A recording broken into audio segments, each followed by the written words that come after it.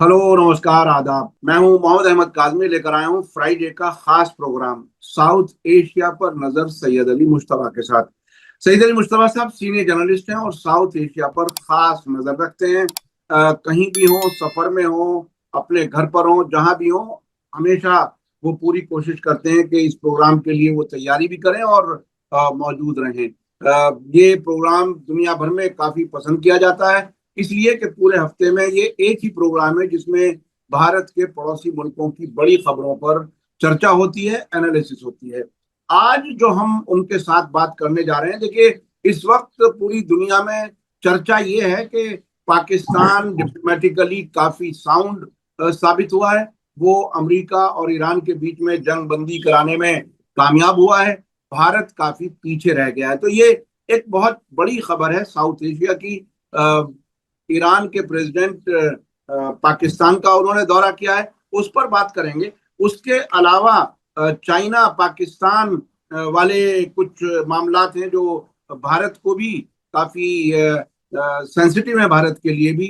Pakistan occupied Kashmir, जिसे भारत अपना हिस्सा बताता है, वहां से मुतालिक भी कुछ इश्यूज हैं जिस पर हम बात करेंगे। इसके अलावा इंडियन एयर फोर्स ने ऑपरेशन सिंदूर के दौरान रफाइल कोई रफाइल नहीं गिरा, ये एक नया बयान आ गया है। हालांकि अब से पहले कुछ और भी बयान भारत सरकार के आ चुके हैं। भारत, चीन और अफगानिस्तान, नेपाल, कई ऐसी खबरें हैं जिस पर आज चर्चा होने वाली है। सैयद अली मुश्तबा साहब, वेलकम है आपका। मीडिया स्टार वर्ल्ड को आप वक्त दे देते हैं, तैयारी करते हैं आप इस प्रोग्राम के लिए, खासतौर पर अपने तमाम पर्सनल ताल्लुकात जो जर्नलिस्ट से हैं और मीडिया में जो कुछ है वो, और मीडिया में जो कुछ नहीं है वो भी आप सब तलाश करके लाते हैं। क्या कुछ है ये ईरान के प्रेसिडेंट मसूद पेजेश्कियान की विजिट और पाकिस्तान का इंटरनेशनल सिनेरियो पर इतना इंपॉर्टेंट प्लेयर के तौर पर उभरना, कैसे देख रहे हैं आप? इसका भारत के लिए क्या मानी है? जी काजमी साहब, बहुत बहुत शुक्रिया। और हमारे सामीन को मेरा आदाब, सत्य श्री अकाल और सलाम वालेकुम। अब हम लोग आज जो चर्चा का आगाज कर रहे हैं वो इस्लामाबाद से कर रहे हैं, और वहां पे मसूद पज़ेश्कियान अभी आए हुए थे स्टेट विजिट के लिए, और उनका बहुत ही भव्य स्वागत हुआ। और बाकायदा उनके लिए मिलिट्री परेड ऑर्गेनाइज किया गया, और एयरफोर्स और मालूम नहीं क्या क्या चीजें जो है उनके लिए, रेड कारपेट। और उसके बाद फिर उनको कमरे में ले जा करके उनसे बातचीत हुई। तो ये सब बहुत ही बड़ा डेवलपमेंट हो रहा है साउथ एशिया के हवाले से। इसमें जो हम और आपको चिंता की विषय ये है कि भारत जो है उसकी नीति के वजह से ईरान पाकिस्तान के साथ हो, हम्म। जो कि अब जो इस परिप्रेक्ष्य में, इस ईरान के जंग के परिप्रेक्ष्य में और बैकग्राउंड में अगर आप देखेंगे, तो भारत ने तो कथाकथित तौर पर, मोदी साहब ने वहां के पार्लियामेंट में कह दिया कि फादरलैंड और इराक और ये इजराइल और भारत एक है। तो अब ये तो उन्होंने कह दिया सारी दुनिया के सामने। अब पेजेश्कियान जो वहां आए हैं इस्लामाबाद में, उन्होंने ये अनाउंसमेंट कर दिया है, मुंह से नहीं बोला है, बल्कि ये कहा है कि ईरान और पाकिस्तान एक साथ है। तो अब एक तरफ तो ईरान और पाकिस्तान का झोंक है, दूसरी तरफ पाकिस्तान और चाइना का झोंक है, उसके ऊपर जो है बांग्लादेश और पाकिस्तान का झोंक है, और अमेरिका और पाकिस्तान तो है ही है। अब कर लो बात। यही बात आ गई है कि कितनी बड़ी गलती हमारे जो प्रधानमंत्री हैं उन्होंने किया है। अभी एक मैं मीडिया में देख रहा था, उसमें कह रहे थे कि अब इंडिया के पास कोई भी दूसरा चारा नहीं है कि वो पाला पलटे हम्म। और इसराइल को छोड़े और पजिशियान के पैर पे जो है जाके गिर जाएं, और कहें कि हम्म। इसराइल मतलब ईरान और भारत तो सिविलाइजेशनल मतलब हुकूमत है और ये है। लेकिन जबकि ईरान ने और सारी दुनिया ने देखा कि भारत जो है तनहा मुल्क है दुनिया का जो इसराइल के साथ खड़ा हुआ। अब ऐसे सूरत हाल में क्या पेजिशकियान हमारे जो प्रधानमंत्री उनको माफ कर देंगे? अब इसी चर्चे का जो है एक मैं दूसरी कड़ी लेके जा रहा हूं जो कि बहुत इंपॉर्टेंट है, और वो मेरी दानिश्वरी का नमूना है। वो ये है कि जब मैं मेडिवल इंडिया का स्टूडेंट था, तो उस टाइम अलीगढ़ मुस्लिम यूनिवर्सिटी के अंदर मुझे एक फरमान कोट किया गया था हमारे क्लास में, जो हमारे उस्ताद थे, उस्ताद का नाम नहीं बताऊंगा, उन्होंने वो फरमान कोट किया गया था कि सब्वेट एम्पायर हुआ करती थी ईरान में, सब्वेट, और इंडिया में अकबर का रूल था, मुगल राजा था, और उधर उज्बेकिस्तान में उज्बेक राजा था। ये तीन बड़े बड़े राजाए थे, एम्पायर थे, जो कि उस टाइम मतलब उस टाइम उस दुनिया में थे। तो सब्वेट के जो राजा थे, उनका एक फरमान आया, उन्होंने कहा कि हम तैयार हैं, ईरान तैयार है कि भारत पे हम आ जाएंगे और यहाँ जो नॉन मुस्लिम्स हैं उनको हम खत्म कर देंगे। मतलब मैं इसके लिए मतलब आपको अपना कोऑपरेशन देता हूँ। तो अकबर जो हमारे बादशाह थे उस टाइम, उन्होंने कहा कि हमारे यहाँ जो है वो एक ही गंगा और जमुना से जो है हिंदू भी पानी पीते हैं, एक ही हवा में रहते हैं, हमारे यहाँ सुलह कुल चल रहा है, दीन इलाही चल रही है, यहाँ कोई झगड़ा नहीं है हिंदुओं का और मुसलमानों का उस टाइम। तो आपने जो तजवीज पेश की है वो अपने पास ही रखे। तो मैं उस वक्त की बात कर रहा हूं और आज की बात कर रहा हूं, हिंदुस्तान की क्या हालत है, और इसको अब पेजिशकियान के विजिट से मैं लिंक कर रहा हूं। तो ये यही बताता है कि अगर पेजिशकियान पाकिस्तान के पीठ पे आ जाएंगे, 6 कॉरिडोर खोल दिए उन्होंने, गवादर पोर्ट को इस्तेमाल करेंगे, तो भारत क्या यह उनसलाट संभाल सकेगा?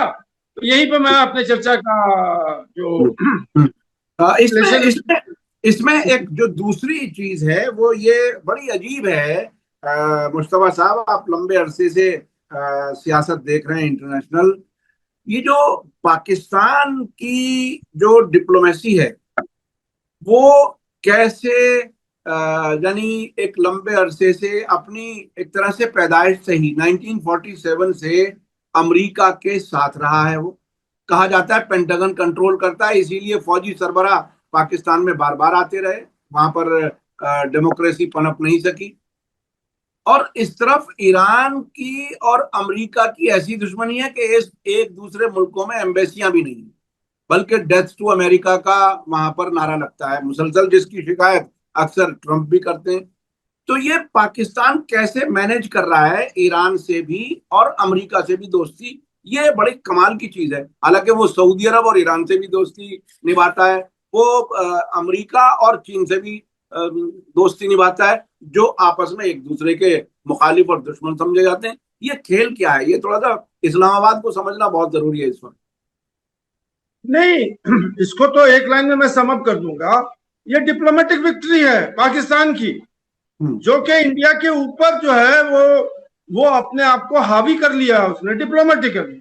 और हमारे प्रधानमंत्री का और हमारे जो विदेश मंत्री हैं उनका कद इतना छोटा हो गया है, इतना छोटा हो गया है कि अब वो धक्का मार करके उनको बाहर कर दें ये पूरे डिप्लोमेसी में। और पाकिस्तान में मुनीर, हासिम मुनीर साहब, अब तो उनके बारे में कहा गया है कि न्यूक्लियर जनरल है। कई मीडिया में जो है अब फील्ड मार्शल उर्शल नहीं है वो, अब न्यूक्लियर जनरल है। अब लीजिए कर लीजिए, उनको मीडिया बोलने लगी है न्यूक्लियर जनरल। ये पहली बार मैंने देखा है कि ये तमगा हासिम मुनीर को मिला है। तो मैं ये कह रहा था कि इन्होंने, पाकिस्तानियों ने डिप्लोमेटिक स्कोर किया है और अपना कद बहुत ऊपर कर लिया। तो ये जो है भारत के लिए, भारतवासियों के लिए, हमारे लिए, आपके लिए, हम तो भारतीय हैं, तो हमें तो ये बहुत चिंता होनी पड़ेगी ना, भले नरेंद्र मोदी को ना हो। हमारे जो विदेश मंत्री हैं उन्होंने कहा कि दलाल मुल्क है।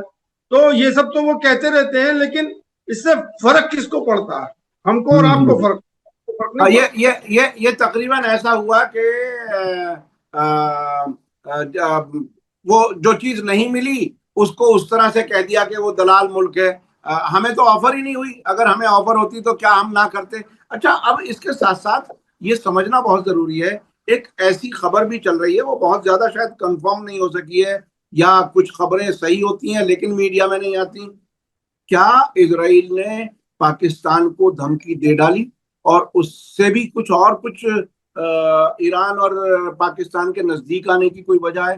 क्या कुछ है ये थोड़ा सा और जी, पहले खबर पे आ जाते हैं। ये पेपी एस्कोबार हैं, ब्राजीलियन जर्नलिस्ट हैं। वो उनका ब्राजील में और उस खित्ते में बड़ा अपना साख है, जैसे हमारे यहाँ बड़े जर्नलिस्ट इंडिया में भी मौजूद हैं और पाकिस्तान में मौजूद हैं।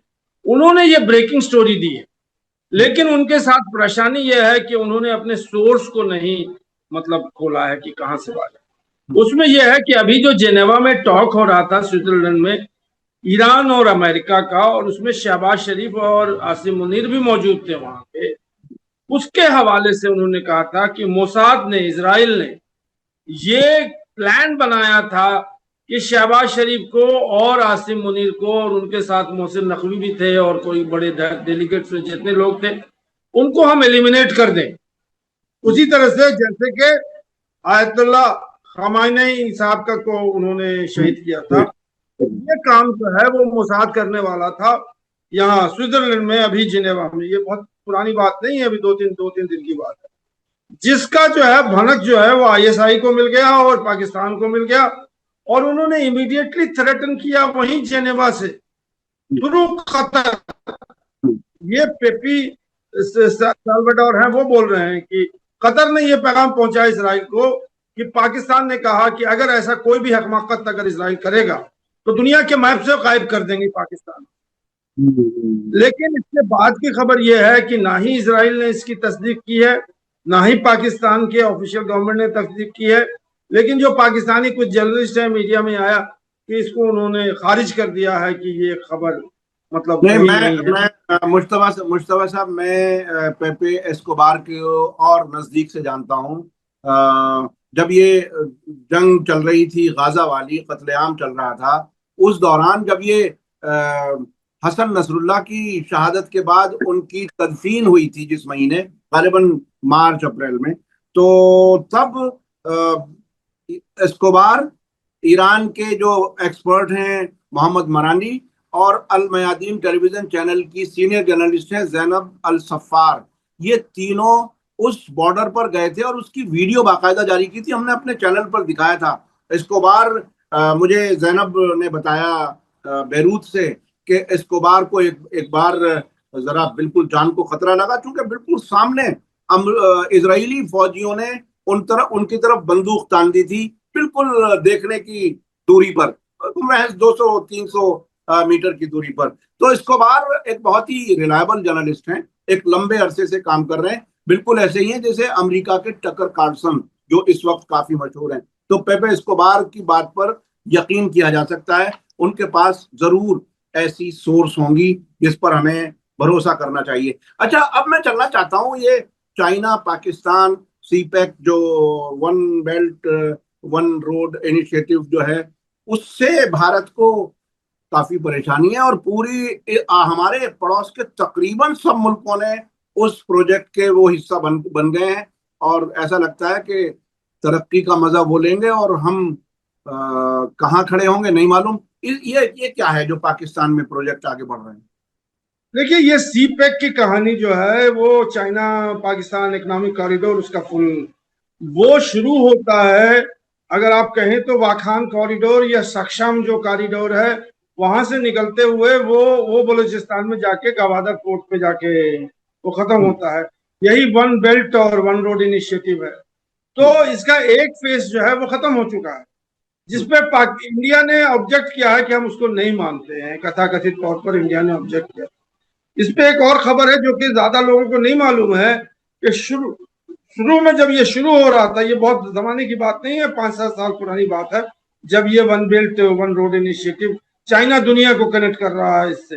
और ये भी मैं बता दूं कि एक्सेप्ट इंडिया और भूटान, बाकी सारे मुल्क जो हैं वो चाइना के साथ हैं वन बेल्ट वन रोड। तो चाइना ने ऑफर दिया था कि हम ये वन बेल्ट वन रोड जो है वो लद्दाख से होते हुए इंडियन कश्मीर होते हुए हम पाकिस्तान जाएंगे और वहां से हम गवादर जाएंगे। इंडिया ने रिजेक्ट कर। अब उसी खबर की आगे जो पेशकश है या आगे जो उसकी डेवलपमेंट है वो ये है कि अभी आपको याद होगा कि यही ईरान और ईरान और अमेरिका और इसराइल के वॉर के बीच में आसिम मुनीर और शहबाज शरीफ 2 बार चाइना जा चुके हैं इसी बीच में। हम लोगों ने उसको रीड किया कि शायद वो अमेरिका और मतलब ईरान के बीच में जो संधि हो रही है उसके बारे में बात, लेकिन वो गलत था। अभी क्या हुआ है कि $50 बिलियन चाइना ने अनाउंस किया है कि फेज 2 में वो जो है इसी बेल्ट एंड रोड इनिशिएटिव में हम इन्वेस्ट करेंगे। इसके ऊपर इंडिया बिल्कुल खामोश है, इंडियन मीडिया बिल्कुल खामोश है। बहुत ही मतलब कम चर्चा हो रही है कि इसका मतलब क्या है। $50 बिलियन, रोड तो बन ही चुका है, वो सब कुछ कॉरिडोर खुल ही चुका है, उसके बाद वो $50 बिलियन क्या करे। वो $50 बिलियन जो है, जिसको इंडिया पीओके कहता है, जिसको पाकिस्तान आजाद, बिल्कुल बिल्कुल बिल्कुल इंडिया जिसको सक्षम वैली कहता है कि हमारा हिस्सा टू टंग है, उसके ऊपर ये $50 बिलियन खर्च होगा। और वो प्रोडक्शन होगा डिफेंस का प्रोडक्शन। चाइना जो है वो असेंबली लाइन लगाएगी, जो कि इंडिया से मतलब 500 मीटर या 500 किलोमीटर या जो भी कह लीजिए आप, बहुत नजदीक है। अब यहाँ पे बात आती है कि हमारे अमित शाह और हमारे राजनाथ सिंह वो ये कह रहे हैं कि हम पीओके लेके आएंगे, पीओके को जीत के आएंगे। तो अब तो और भी मुश्किल हो गया, जब पीओके को जीतना था तो आपने जीता नहीं।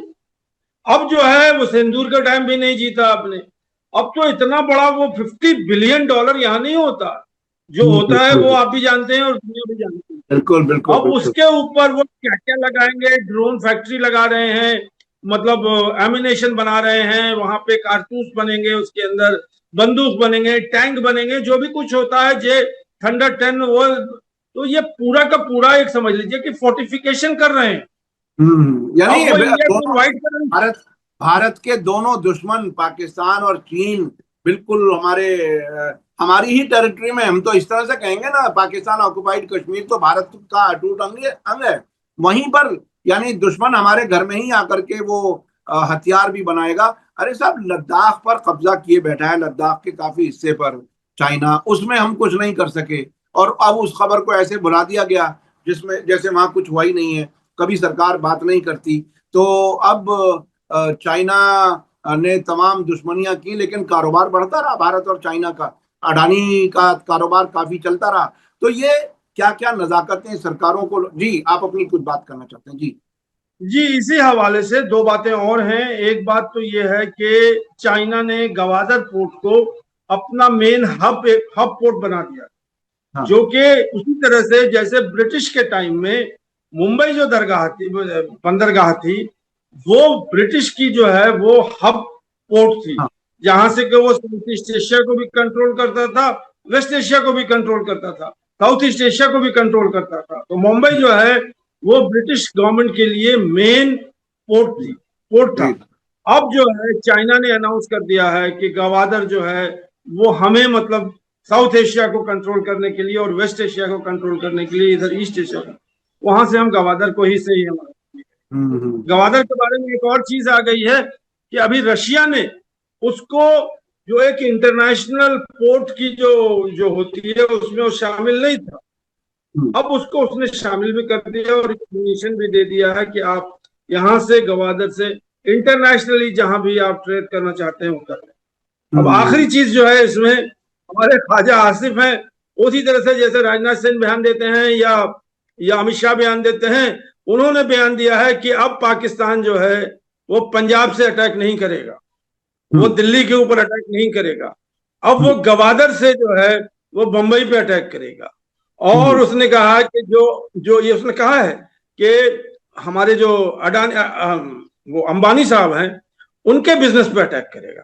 तो वो तो मतलब उनके अपने मतलब बयानात होते हैं, यानी वो अपने पाकिस्तान के रक्षा मंत्री मोहम्मद आसिफ, ख्वाजा आसिफ, ये अच्छा आजकल वो बड़े आउटस्पोकन हो रहे हैं साहब।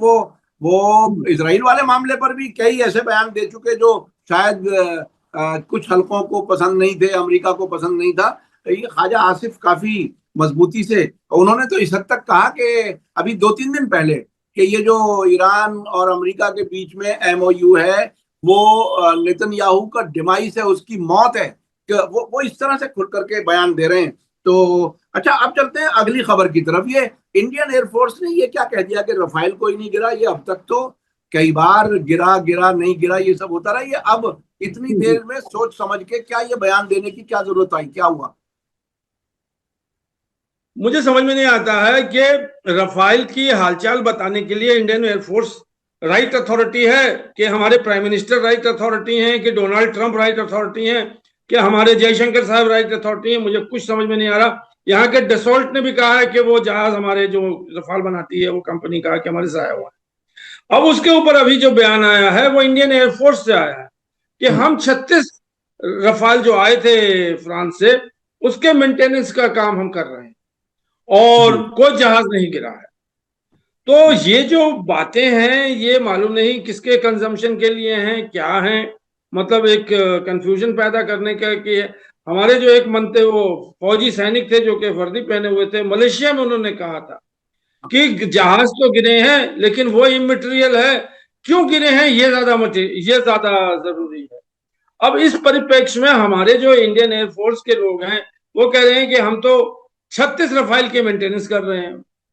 तो मुझे समझ में नहीं आता है, मैं मतलब अब डोनाल्ड ट्रंप को उन्होंने चैलेंज नहीं किया है, डोनाल्ड ट्रंप को उन्होंने चैलेंज नहीं किया। राहुल गांधी को जो है वो बीजेपी के आईटी सेल वालों ने कहा कि ये तो पाकिस्तानी एजेंट हैं, ये पाकिस्तानों की बात करते हैं और ये रफाल तो कोई गिरा ही नहीं है, क्योंकि राहुल गांधी ने पार्लियामेंट में क्वेश्चन किया था कि रफाल गिरे हैं, इसके बारे में मोदी साहब बताएं। तो बात यहां पे यही ले दे के आ जाती है कि किसकी बात माने, हम इंडियन एयरफोर्स की बात माने कि अपने जो हमारे फॉरेन मिनिस्टर हैं जयशंकर उनकी बात माने, या जो हमारे और।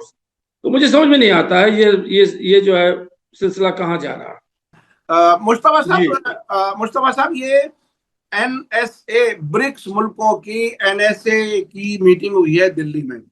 अब से पहले 2 मीटिंगें हो चुकी और जिसमें कोई जॉइंट स्टेटमेंट भी नहीं आ सका कि क्या अब ये एनएसए की जो यहाँ मीटिंग हुई है, क्या भारत ब्रिक्स का अध्यक्ष रहते हुए कोई बड़ा फैसला, कोई ब्रिक्स वाले रास्ते का फैसला कर सकेगा या नहीं, या अमेरिका की चाटुकारिता में ही वो सारी ब्रिक्स की जो अध्यक्षता है वो भी बेकार कर देगा, पूरा साल ऐसे ही गुजर जाएगा, क्या होगा?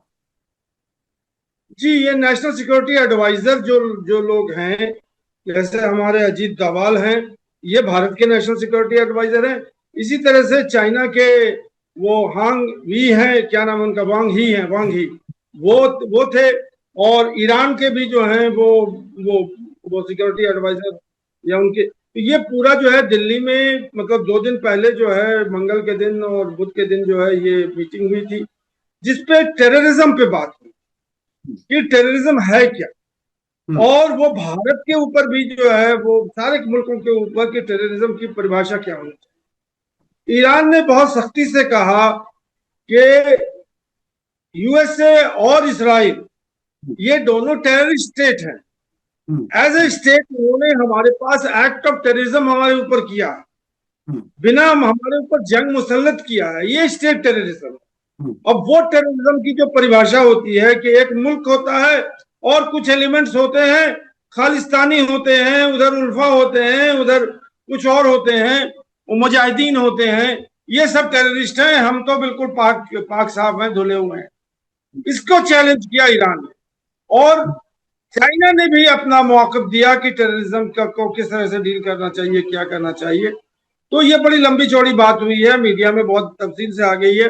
जो भारत ने, अजीत डोभाल ने उसके ऊपर ये कहने से मना कर दिया कि इजराइल टेररिस्ट स्टेट है।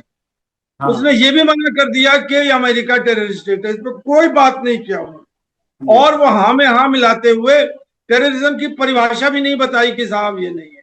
ये भी डोभाल साहब ने नहीं कहा कि पाकिस्तान जो है वो एपिक सेंटर ऑफ टेररिज्म, जो कि हमारे जयशंकर साहब और प्रधानमंत्री यही तो प्ली लेके बात कर रहे हैं कि पाकिस्तान टेररिस्ट स्टेट है।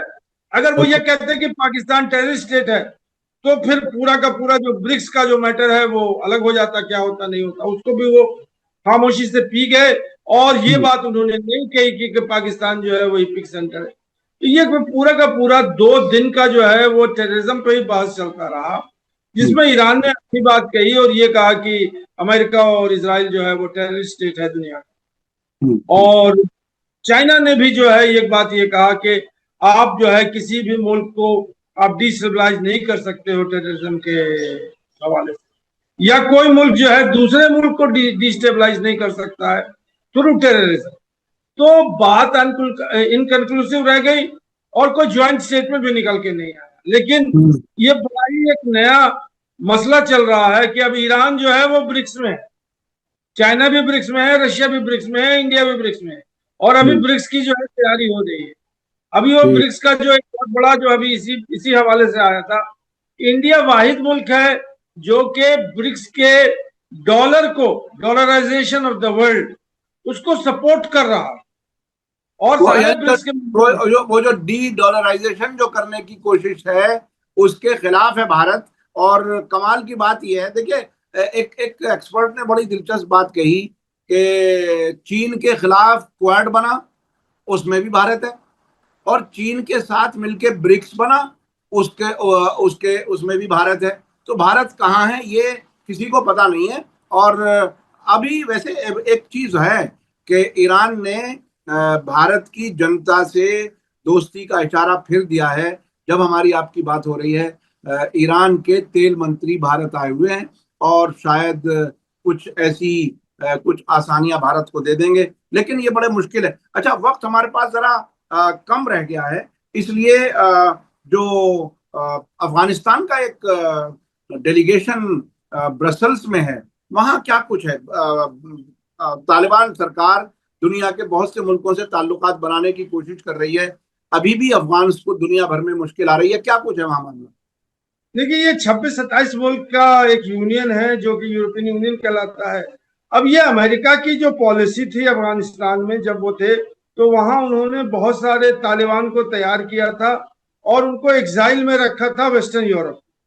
अब ये वेस्टर्न यूरोप में, ये तो पाकिस्तान में थे ज्यादातर, लेकिन एक बहुत बड़ा तबका जो है वो यूरोपियन मुल्क में, वहां पे बड़े एंटी सोशल एक्टिविटी कर रहे थे ये अफगानी जो वहां पे। तो ये पूरे मुल्क ने मिलकर उनको डिपोर्ट करने की, मतलब, ये जाहिर की है। और उसके लिए उन्होंने अफगान डेलीगेशन को बुलाया है ब्रसल्स में। 5 मुल्क है, वो 5 लोग हैं उस डेलीगेशन में जो कि वहां जा रहे हैं, और उनको जो है पीसफुली जो है वहां से, यूरोपियन यूनियन से उनको लाना है यहाँ। उसके ऊपर जो है यूरोपियन यूनियन ने कहा कि हमारा जो है कमिटमेंट है अफगानिस्तान के साथ कि उसको हम रीबिल्ड करेंगे और उसको जो है हम फाइनेंशियल एड देंगे, वो सारी बड़ी बड़ी बातें हैं। लेकिन उन्होंने कहा कि हम अफगानियों को यहाँ नहीं रखें, क्योंकि अच्छा, अफगानी जो है अच्छा, वो, तालिबान तालिबान सरकार पर एक अजीब सा प्रेशर है। पिछले 1-2 सालों में बड़ी तादाद में पाकिस्तान ने निकाला अफगानियों को, पाकिस्तान से वापस गए। ईरान ने भी बहुत लोगों को निकाला है, ईरान से भी बहुत लोग आए हैं वापस। तो ये जो दूसरे मुल्कों में रेफ्यूजी बन गए थे, या कुछ लोग तो सेटल भी हो गए थे, मुझे याद है 80s की दहाई में कराची में बाकायदा ट्रांसपोर्ट अफगानियों के हाथ में होता था। तो ये बाकायदा बस गए थे काफी हद तक बहुत से मुल्कों में। अब ये सब वापस आ रहे हैं, तो इसके लिए बहरहाल तालिबान की सरकार की जिम्मेदारियां और मुश्किलात भी बढ़ेंगी। आगे क्या सूरत बनेगी, हमारे पास वक्त बहुत कम रह गया है। अभी जो अब हम बात कर लें, जो नेपाल के नए प्राइम मिनिस्टर हैं, उनकी सरकार के नुमाइंदे भारत भी आ रहे हैं, चीन भी जा रहे हैं, वो क्या कुछ है, जरा उस पर बताइए। वो हमारा शिशिर नखेला हैं जो कि फॉरेन मिनिस्टर हैं वहाँ के, नेपाल के। वो अब भारत की यात्रा करने के बाद वो पहुंचे हैं चाइना, और चाइना से रिश्ते तैयार कर रहे हैं, क्योंकि केपी शर्मा ओली जो थे वो तो कम्युनिस्ट थे, और उस टाइम वो प्रो कम्युनिस्ट, मतलब चाइना के समर्थक थे। अब ये जो आरएसपी के जो नेता हैं, ये जा रहे हैं अपनी छवि सुधारने के लिए कि हम एंटी चाइना नहीं है, हम प्रो चाइना है, क्योंकि जाहिर सी बात है कि उन्हें पैसे की जरूरत है और चाइना वहां इन्वेस्टमेंट कर रहा है। तो वो अपने नेपाल का जो जो ये है कि हम जो है वो चाइना के साथ भी हैं और इंडिया के साथ भी हैं। ये सब रिश्ते सुधारने के लिए जो शिशिर निकला है, ये मेंबर ऑफ पार्लियामेंट है, और आरएसपी जिनकी अभी हुकूमत है उसके मेंबर है ये। तो यही खबर है कि वो वहां पे रिश्ते सुधारने के लिए। अच्छा, बिल्कुल बिल्कुल आखिर में बांग्लादेश से आने वाली खबर भी शायद भारत को जी जी, बेचैन करने वाली ये है। बहुत ज्यादा इम्पोर्टेंट है भारत के लिए, क्योंकि ये जो दौरा था अभी तारिक रहमान का, वो मलेशिया भी गए थे और तुरंत जो है वो चाइना गए थे, और चाइना में उनके लिए जो है रेड कारपेट जो है रोल आउट किया गया था, और बहुत सारी चीजों पे संधियां हुई हैं जो भारत के लिए अच्छी खबर नहीं है। एक तो तारिक रहमान ने 25J-10 जो थंडर बोल्ट एयरक्राफ्ट है, जो अभी ऑपरेशन सिंदूर में पाकिस्तान ने यूज किया था, उसका ऑर्डर दे दिया। दूसरी बात, वहां पे जो है वो तीस्ता रिवर में बराज बना रही है चाइना, उसके लिए भी उन्होंने मतलब बातचीत की है, और अब तीसरा रिवर को उसके रिवर ऑगमेंटेशन और बराज मेकिंग, ये इसके लिए। तीसरी बात यह है कि वहाँ इकोनॉमिक जोन बन रहा है, China economic zone. Bharat economic zone था, उसको हटा के चाइना इकोनॉमिक जोन बन रहा है। वहां पे चाइना जो है वो ड्रोन की फैक्ट्री लगा रही है उस इस पे। और भी उनका जो है बांग्लादेश का 80% जो है defence equipment, arms and ammunition, वो चाइना सप्लाई कर रहा है बांग्लादेश में। अब वो उसका जो है प्रोडक्शन लाइन जो है वो चाइना में, वहां बांग्लादेश में लगा रहा है। तो इसी तरह से इन्वेस्टमेंट्स वगैरह की बात हो रही है। तो ये जो दौरा था, इसको बहुत से लोग देख रहे थे कि भारत नहीं आए, वो सीधा चाइना गए हैं। तो वो भी एक एंटी इंडिया महास जो है, वो तारिक रहमान जो है वो बांग्लादेश में खड़ा कर रहे हैं, जिसको भारत के लिए बहुत चिंता की विषय है। और भी बहुत सारी बातें हुई होंगी जो कभी मतलब बिल्कुल हमारे बिल्कुल सामने आता बिल्कुल। है। ये कमाल है। अब हमारे पास वक्त खत्म हो रहा है। बहुत बहुत शुक्रिया, आपने वक्त दिया और तैयारी की।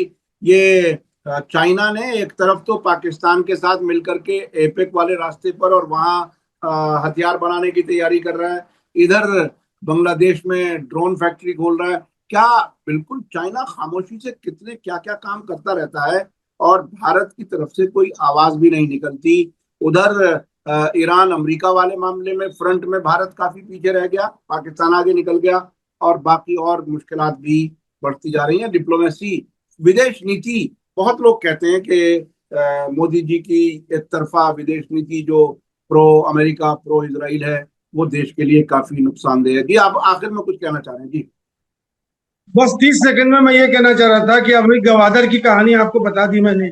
इधर जी श्रीलंका में हवन टोटा पोर्ट को जो है 99 साल के लीज पे ले लिया चाइना में। वहां पे जी वो प्रोडक्शन लगाए हुए है और वो वहां बैठा हुआ है।